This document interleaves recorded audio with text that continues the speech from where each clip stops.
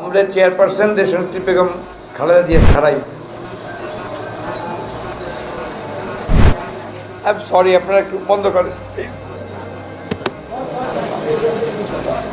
মারা গেছেন বিএনপির চেয়ারপারসন ও সাবেক প্রধানমন্ত্রী বেগম খালেদা জিয়া। ফুসফুস ও হৃদযন্ত্রে সংক্রমণ সহ একাধিক জটিলতায় রাজধানীর এভারকেয়ার হাসপাতালের সিসিইউতে চিকিৎসাধীন অবস্থায় তিনি শেষ নিঃশ্বাস ত্যাগ করেন। বেশ কয়েকদিন ধরেই ফুসফুস ও হৃদযন্ত্রে সংক্রমণ সহ জটিলতার কারণে রাজধানীর এভারকেয়ার হাসপাতালের সিসিইউতে তাকে নিবিড় পর্যবেক্ষণে রাখা হয়েছিল। সংকটাপন্ন অবস্থার খবর পেয়ে মধ্যরাতে বিএনপির বিভিন্ন শীর্ষস্থানীয় নেতা নেত্রীরা হাসপাতালে ভিড় করেন। এর আগে তার শারীরিক অবস্থার কিছুটা উন্নতির কথা জানা গেলেও বর্তমানে তা আবারও চরমভাবে অবনতি ঘটে। বিভিন্ন গণমাধ্যমের প্রতিবেদন এবং স্বজনদের সামাজিক যোগাযোগ মাধ্যম পোস্ট অনুযায়ী তার অবস্থাকে অত্যন্ত আশঙ্কাজনক বলে জানানো হয়। এই অবস্থায় তো কোনো মানুষই যে একেবারে আশঙ্কার ঊর্ধ্বে সেটা তো বলার সুযোগ নেই।